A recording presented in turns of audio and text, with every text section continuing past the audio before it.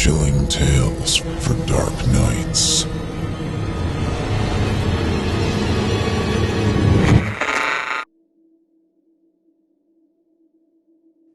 At first, Johnson thought it was a joke. Speeding down the country road, the crude sign was only a blur, but it was that one word. Slowing down, he swung the Lexus onto the paved shoulder. In the rearview mirror, he could see it clearly. The sign was tacked to a stick that was stuck in the ground just beyond the paved shoulder. Shifting the powerful car into reverse, Johnson rammed the accelerator down. The tires squealed and loose gravel flew as he tore back up the road. Screeching to a halt, Johnson stared at the faded handwriting. Ellsworth's famous spider petting zoo, 5 miles, next right. Spiders fascinated Johnson. One summer, when he was 8, a large gold and black spider had taken up residence underneath the shingles by the back door. Every morning, Johnson would gather up ants in a jar from a nest in the scrubby woods behind his house. One by one, he would drop the wriggling insects into the web. With lightning speed, the spider would spring from her hiding place and race towards the victim. Sinking her fangs into the ant, she would retreat, waiting for the poison to take effect. When the ant slowly stopped struggling, she would climb back down and delicately wrap her prey in a white shroud. This continued until one day his mother caught him. "What a cruel little boy you are," she scolded between clenched teeth as she pummeled his backside. He could still feel the shame of being spanked. Years later, in a rare moment of remorse, Johnson wondered what it was like for the ant. Trapped, helpless, waiting for the spider to return. Did they know fear or horror? Or was that something only humans experienced? The insect brain was too small, he told himself, or so he hoped. 5 miles, thought Johnson. This side trip might only add another half hour or so to his journey. He would still have time once he got to his motel to have a shower. The dinner meeting with the buyer from the supermarket chain wasn't until 6 o'clock, and it was only 4 now. Coasting forward, Johnson scanned the road looking for the turnoff. About 100 yards ahead, he saw a lane that intersected with the highway. Flicking on his turn signal, he shot a quick glance at his watch. "If I don't find it in 15 minutes, he promised himself, I'll turn back." Accelerating smoothly, he turned onto a well-paved secondary road with deep ditches on either side. Punching the buttons on the CD player, he stretched his arms, settling back into the soft leather seat. As the throbbing beat of Queen filled the Lexus, his mood lightened, an unexpected adventure in an otherwise boring day. Johnson hated his job. Endless meetings with bad food and balding buyers. Too many drinks and too many hangovers. He was packing on the pounds, too. "I have to get back to the gym," he reminded himself. The only redeeming feature of his job was that he was good at it. Top sales rep for the last 3 years. I should have been an actor, he told himself. Instead, I'm selling toilet paper and tampons to these turkeys. As the needle on the speedometer crept higher and higher, the neatly kept fields and freshly painted houses became a blur. Mile after mile slipped by. Johnson felt that he and the car had become one, soaring along like a hawk on a summer breeze. But his mood soon soured. The condition of the road deteriorated. Asphalt gave way to chip seal, which gave way to gravel and finally ended up as dirt. Johnson jumped on the brakes when a huge pothole emerged in the center of the road. Cursing the delay, he checked his watch again. It was almost 5. The long drive down the country road had dulled his sense of time. "I better turn around," he cautioned himself. As he studied the road ahead, looking for a safe place to make a U-turn, he saw it. An old farmhouse set back from the road. If it hadn't been for the pothole, he would have missed it completely. By the mailbox, a freshly painted sign read, "Ellsworth's famous spider petting zoo, open year-round. All visitors welcome." This must be the place, he concluded. Carefully turning up the heavily rutted lane, Johnson wondered what he would find. Perhaps one of the locals playing a joke on the tourists, he mused. Tall grass slapped at the bottom of the car, and rusted barbed wire clung to the rotted posts that ran alongside the lane. In the untilled fields, scrubby bushes had sprung up like mushrooms. Johnson tried to imagine what the farm looked like in better days, but it was impossible. When he reached the top of the hill, the farmhouse looked even more decrepit. Blistered paint hung from wooden shingles, and there was a disturbing sag in the middle of the roof. What once had been the side garden was now occupied by tall thistles, and a mass of tangled timbers indicated the former site of the main barn. Except for the grass still being intact in the windows, the house looked abandoned. "Where is everybody?" thought Johnson. In response to his question, an old woman dressed in a black skirt and a woolen sweater stepped out the side door. She was gnarled and withered like the lone apple tree that stood in the yard. Johnson guessed she must have been at least 70, maybe even 80 years old. "What you want?" she spat. Turning off the CD player and rolling down the window, he replied, "Is this the petting zoo?" "That's what the sign says, don't it?" Ignoring her rudeness, Johnson continued, "Are you open?" "I'll get Jake. He out back chopping wood." He watched as she shuffled down a dirt path and disappeared around a corner of the house. Charming, thought Johnson. Opening the car door, he stepped out. Despite the poverty, the farm had a certain rustic appeal which reminded him of the house that he grew up in the country. But there was something odd, something missing. Where are the flies? Thought Johnson. On most farms, the low buzz of the black swarms was constant, but here there was none, except for the moaning of the wind. It was quiet. Perhaps it was the lack of the animals, he thought, or maybe it was the stiff breeze at the top of the hill that kept them at bay. Glancing at his watch, he frowned. It was after 5 o'clock. If he did not get back on the road soon, he'd be late for his appointment. Either that or skip his shower. After driving all day, Johnson did not want to skip the soothing ritual.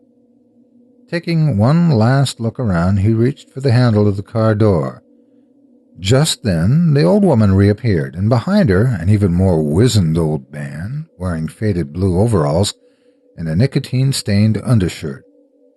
Stopping at the corner of the house, the old man spat out a long jet of chewing tobacco on the ground. Wiping his mouth with the back of his hand, he paused momentarily to study Johnson.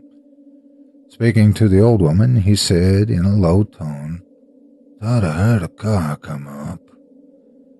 "Wants to see your spiders," she said before she turned away and went back into the farmhouse, letting the screen door slam behind her. "You want to see my spiders, young fella?" "Sure, if you're open. How much?" Looking over the Lexus, he scratched his ruddy face and said, $50. "50? That's ridiculous." Shrugging his shoulders, the old man said, "Take it or leave it. I got work to do." Then he spat out another long jet of chewing tobacco and turned to go. "I can't leave now after coming all this way," thought Johnson. Taking another quick glance at his watch, he said irritably, All right, but this better be good." The old man smirked and licked his lips as Johnson whipped out a crisp $50 bill from his wallet. Johnson did not like the old man's greedy look and hastily shoved his wallet back in his pants pocket. "Thanks," said the old man sarcastically, snatching the bill from Johnson's hand. Looking it over carefully, he folded it up neatly, stuck it in his pocket, and said, "Follow me." The old man led Johnson down an overgrown path to a shed at the back of the farmhouse. Inside, the dim glow of fluorescent tubes highlighted the dozen plywood shelves that ran along the walls. In contrast to the rest of the farm, the shed was neat, almost antiseptic in appearance. Sitting on each shelf was a glass terrarium filled with twigs and rocks. In the case closest to Johnson, a small garden spider was spinning a web in the corner. "That's an orb spider," said the old man. "I know," said Johnson, annoyed by the interruption. "You know spiders?" "A bit," replied Johnson. "I used to study them when I was a kid." "I bet you're the type that liked to feed 'em, eh? Catch bugs, drop 'em in, see what happens. Fun, ain't it?" Suddenly, Johnson was uncomfortable. "How'd you guess my secret?" he wondered. Johnson felt the warm rush of blood to his neck and ears as he started to blush. "No need to be shamed, young fella. All kids do it. It's natural." Trying to change the topic, Johnson said, "You been at this long, keeping spiders?" "Yeah, I've been at it a while. Most folks are scared of spiders. Not me. Me and spiders get along real good." Johnson turned back to watch a large black spider in another case, sucking up the half-digested slurry of its latest victims. Trying to be polite, Johnson asked, "You don't get many visitors here, being so far from the highway?"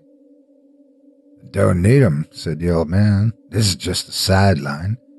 Pausing for effect, he added, "I breed 'em." Johnson looked puzzled. "For the college," explained the old man. "They use 'em for research." "Does it pay well?" "Good enough. They don't know squat about spiders," said the old man, spitting on the floor. Johnson looked down and saw that a streak of the sticky black tobacco had splashed on his shoes. "I've been doing research of my own," said the old man proudly. "Spiders are just like any other critters. Cows, horses, dogs, they're all the same. Breed the best with the best, and you get the best, or the old man's voice trailed off as he started to laugh. There was something about his tone that made Johnson uneasy. "You want to see my prize winner?" Johnson looked around. "Oh, she ain't here. I keep her in the barn. She kind of makes these critters nervous. I can't say I blames them. You want to see her?" The old man, the way he said it, the question, sounded more like a challenge. Johnson hesitated. He wanted to say no, but he could not let the old man see he was afraid. "Sure," answered Johnson. What could it be, he asked himself. A tarantula? With the old man in front, they went down a lesser-used path to a small barn behind a stand of trees that made it invisible from the farmhouse. A shiny new lock on a rusted hasp yielded to the old man's key. "I don't like kids messing with my stuff." The ancient wooden door swung wide open. Inside it was pitch black. Johnson hesitated. What was it that made him apprehensive? His mouth felt dry and he tried to swallow. "Go on in," taunted the old man as he shoved Johnson through the door. Stumbling on the raised sill, Johnson fell to one knee, ripping his pants. "Damn it," he cursed. "There's a light switch ahead of you," the old man reassured him. "Just pull the string." The stench of moldy hay made Johnson gag. "Where is it? The spider," he called out. "She's in the back. You can't miss her." "Where's the light?" "Right in front of you. Can't you see it?" mocked the old man. Johnson stretched out his hand. At first he could not feel anything. Then slowly, groping the air in, he caught hold of it. Johnson's heart leapt in relief. There was something strange. The line didn't feel like a string. It was sticky like a... Pulling the line, Johnson knew he had made a mistake. Something rustled in the rafters above him, and bits of straw floated down. Johnson bolted for the opening. "Enjoy yourself," cackled the old man as he slammed the door and locked it. "Let me out! Let me out!" Johnson shouted, pounding on the door. "Let me out, you old buzzard!" But it was no use. The dried-out wooden door was like iron. Pausing to catch his breath, his fists throbbing, Johnson looked around. His eyes slowly grew accustomed to the dark. What appeared to be a black chasm was in fact the side entrance to the barn. There must be another way out, he thought, but where? In the gloom, he could see that beyond the entryway was a large open space, and beyond that a boarded-up window through which thin shafts of sunlight streamed. Great! All I have to do is cross the barn, pull off one or two of those boards, and climb out, thought Johnson. Then I'll show that old man. $50. I wish I'd never stopped. Then he heard another rustle overhead, and more straw floated down. Who is it? Who's there? He called out. I bet it's that old man, thought Johnson. He thinks he's going to scare me. Sure, you just keep that up, old man, Johnson called out again. Let's see how much laughing you do when I bash your face in. But first I gotta get to that window. Be careful, he cautioned himself. This barn must be full of junk. Don't want to fall down and get hurt. Despite the heat in the barn, he shivered. Licking the sweat off his upper lip, Johnson slowly picked his way across the wide wooden plank barn floor, being careful not to trip. Shadows of old machinery and tools loomed around him. A leather harness that hung from the wall looked like a hangman's noose. There was a peculiar smell, too. It reminded him of a package of chicken that he once left in the trunk of his car on a hot summer day. It was the sickly sweet scent of rotting meat. Oh, gross, muttered Johnson. There's a dead animal in here. In less than a minute, he had crossed the barn and was standing in front of the boarded-up window. Blocking his exit were 3 boards nailed haphazardly into the frame.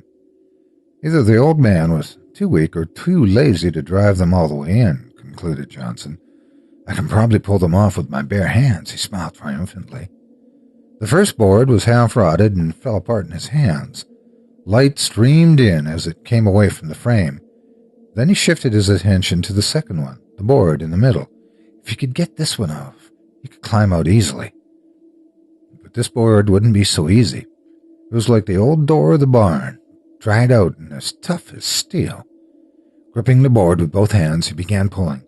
The nails squealed in protest, and the board started to move. Only a little bit further, grunted Johnson. The thought of throttling the old man excited him. Just a bit further, another half-inch. He could almost feel his fingers closing around the old man's scrawny neck, the eyes bulging, the tongue sticking out. Another half-inch. Then it stopped. Desperately, Johnson yanked at the board, but it was no use. It would not yield. I need more leverage, he said to himself. Balancing on one foot, he braced his other against the window frame and started pulling again. The muscles in his forearms and back bulged as he strained against the board. Sweat rolled down his forehead and into his eyes. Come on, he pleaded with the wood. Come on. In his frustration, Johnson did not hear the soft tap, tap, tap on the floor behind him. Tap, tap, tap, like a blind man with his cane. Tap, tap, tap. Then it was too late. It struck. The force of the attack rammed him face first up against the wall, knocking the wind out of him. Warm blood trickled from his nose and ran down his cheek. What was that? Turning around slowly, he could see, in the light from the window, his attacker. It was crouched inside an empty stall along the opposite wall, the legs tensed, ready to spring. It was a spider. No doubt one of the old man's experiments, but this was no ordinary spider. It was huge, about the size of a pit bull, with legs that extended out 3 or 4 feet on either side. Its eyes stared coldly at him. Johnson did a quick tally of his injuries. Except for his bloody nose, he was unharmed. Perhaps the large size of the creature made it difficult for it to mount an attack, he conjectured. Possibly he did not even recognize them as prey. Spiders normally eat moths and insects, he reminded himself, not human beings. When he was a kid, Johnson liked to throw twigs into a web just to see the spider's reaction. Invariably, after pouncing on the object, the spider would pluck it out of the web, turn it over, and drop it on the ground. Johnson hoped this spider would show the same lack of interest. From its vantage point at the other end of the barn, the creature seemed puzzled, unsure of itself. Spiders are cautious, he told himself. It's waiting for me to make the next move. Although every fiber in his body screamed, run, his brain told him to stay still. The spider was too big and too fast to outrun. need a weapon, he told himself. Quickly looking about, he saw the rotten board from the window lying at his feet. It was about 2 feet long, with a jagged point at one end. It'll have to do. Slowly, he bent down to pick it up. The spider crouched low like a sprinter, ready to strike again. Johnson froze, his fingers only inches from the board. Easy, girl, he whispered softly. Easy. The spider relaxed, but not completely. Deliberately, it began to move forward. Tap, tap, tap. Johnson was amazed by the creature's grace. Like a ballerina tiptoeing in from the darkened wings of a theater, it was a marvel of beauty and design. The body, covered by fine gray hair, had the look of velvet, while the 8 legs that extended from the thorax provided speed and balance. As it approached Johnson, the spider carefully extended one foreleg towards him. Johnson quickly knocked it away with his hand. The creature stopped and cocked its plate-sized head to one side. The 8 eyes looked like black fists. Then the leg came forward again. At the tip, Johnson could see the spike-like claw for catching prey.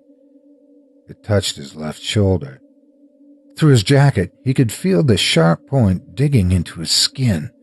Johnson winced and stepped backwards into the wall, but there was no place to go. Slowly, the other foreleg came forward. Johnson recoiled, trying to ward off the attack with his free arm, but the creature was too strong. It brushed his arm aside as if it was a piece of lint and planted a second claw into his other shoulder. Johnson cried out, "Help! Help!" Then the spider reared up on its hind legs, forcing Johnson to his knees. For a brief moment, he and the creature looked into each other's eyes. It was almost like love. Then he saw the 6-inch fangs that extended from the head. Drops of venom gleamed in the half-light. He watched in fascination as the cruel daggers arched high over him. Then he screamed as they plunged deeply into his chest. Instantly, white, hot pain ripped through his body. But then it was gone. The spider had retreated back to the stall. Johnson knew that he only had a minute or 2 before the poison paralyzed him. This is it, he said to himself, my only chance. Ignoring his wounds, Johnson turned back to the window. Grabbing at the board, he yanked and pulled, but to no avail. Already the venom was having its effect. His hands were numb and his arms felt like lead. Gasping for air, he threw himself at the boards again and again. But it was no use. He was beaten. Great sobs shook his body as he slumped to the floor. This can't be happening to me, he protested. It's ridiculous. Looking back at the spider, he could see that it still had not moved. What is she waiting for, he wondered. Why doesn't she finish me off? He soon had his answer. Shimmering like a great overcoat, there was something on the spider's back. It moved and undulated like a small wave flowing back and forth. Then a piece of the wave pulled away and dropped on the floor. It was another spider, only a lot smaller, about the size of a rat. Johnson recalled that some spiders carrying their young on their backs. Horrified, he realized that he had stumbled into their nursery and it was feeding time. Another one dropped to the floor, and then another. Soon there was a long line of spiders slowly crawling towards him. Through fading eyesight, he saw the first one reach his foot. Tentatively, its foreleg probed the air until it found his leg and patted it. It was light and delicate, like the touch of a child. Johnson opened his mouth to scream, but no sound came. The last thing Johnson saw before he lost consciousness was a spider tearing a piece of flesh from the back of his hand. Back at the farmhouse, the old man picked up the bottle of whiskey from the kitchen table, poured himself another drink, and plopped down on the ancient lazy boy recliner. How long would it take, Jake? Asked the old woman. Not long, he grunted. They ain't it since Sunday. Get a better sign, attract more folks. Nah, the sign's okay. Anyway, we don't need a crowd, said the old man, taking a long, hard swallow. What are you going to do with this car? She asked, standing at the window, admiring the now ownerless Lexus. I hear young Dougal needs one for running moonshine. Willing to pay a good price, too, said the old man. Won't he ask questions? Wondered the old woman, pouring a drink and easing herself down onto a dusty couch. Nah, you don't care, snickered the old man. I'll talk to him tomorrow. Meanwhile, pass the remote. Let's see what's on Dr. Phil.